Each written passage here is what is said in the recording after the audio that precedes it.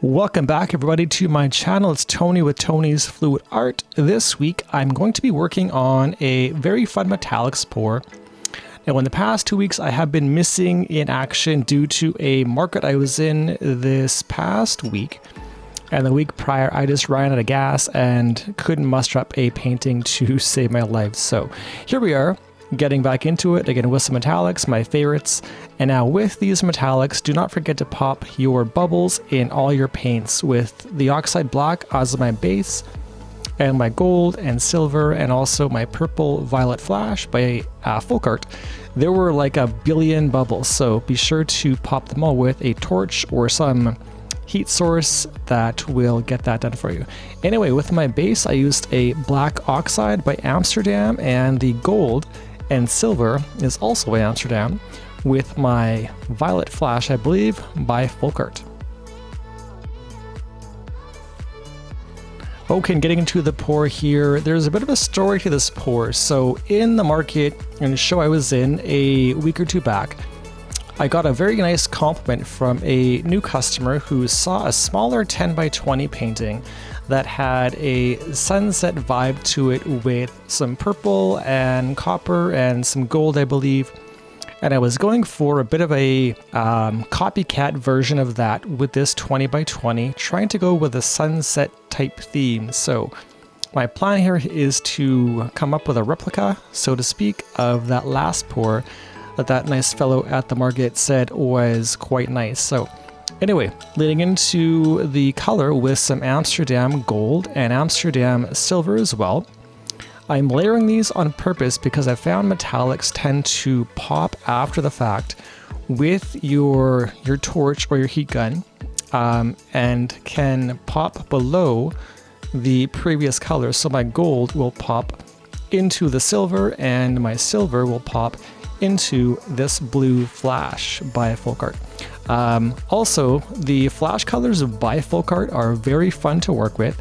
They have a tint in them with two colors. So this, I believe, is a purple, and in the right light, in the right daylight, looks gold as well. So we will see how these shake out in a few minutes. Okay, and as for the FolkArt colors, I've talked about this before, but I've had a really great success with these color shifting acrylics. Now, I know that they can be labeled as a entry-level acrylic, but I find that with any combination of paints I've used, whether it's Amsterdam or Golden or Liquitex or whoever, the FolkArt does tend to keep up with the rest. So don't be afraid to mix and match when you want and see how things work in the long run with your creations. So this is my swiping paint as titanium white with some Australian Floetrol mixed in. I believe my ratio is 2:1 with my Aussie Floetrol with 1 part paint, which is 15 grams paint, and 30 grams paint and 15 grams of Floetrol. So as for my first swipe, I was really quite happy with how many cells turned out, and to be truthful, I was happy this swipe worked at all because I hadn't painted, like I mentioned, in about a good 2 to 3 weeks. So my swiping skills, as I remember them, may not have been as good as I had done before. So anyway, quite happy with swipe number 1, leading into swipe number 2. Equally as concerned with my ability to stay stable and not dig my palette knife into the paint, which went fantastic. So as we can see, the gold is kind of swiping quite nicely, and these colors were I was pretty excited by how they were shaping out so far.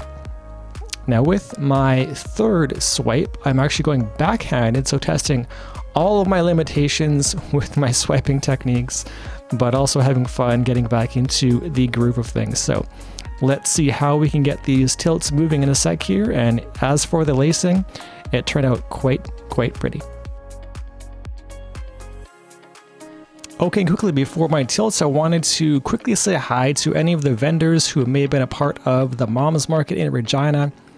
A couple weeks back, this show had 105 or 108 total vendors, and I met a lot of great people who got to share some stories of what they do. Maybe not, fluid art specifically, but clothing, bakery, lots of cool things that was well worth my time to go and check out.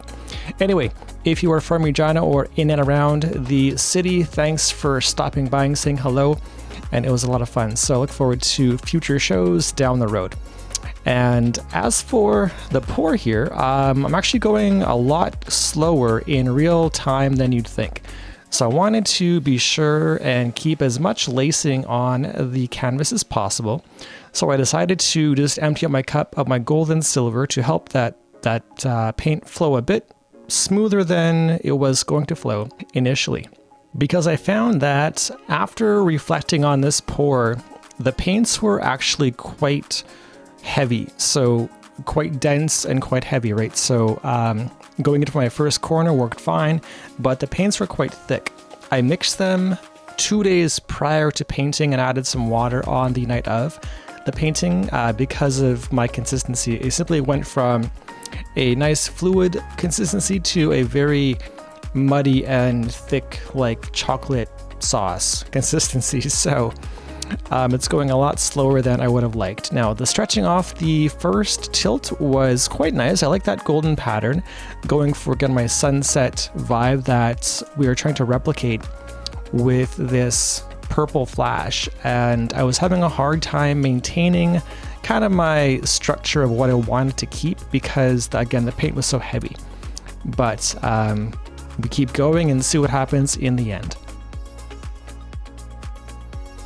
Now, also with the paint being a bit thicker than typical, I was also mindful of how much paint was left on the canvas. So when I mixed my paints, there was probably 4 or 5 extra ounces of paint that I had mixed intentionally with good intent of pouring that night or the night of, not the third night. So again, kind of my fault and a learning experience to kind of hit those learning pockets every week, probably, right? So anyway, my paint was really too thick for what I was trying to accomplish based on volume I needed for the canvas itself.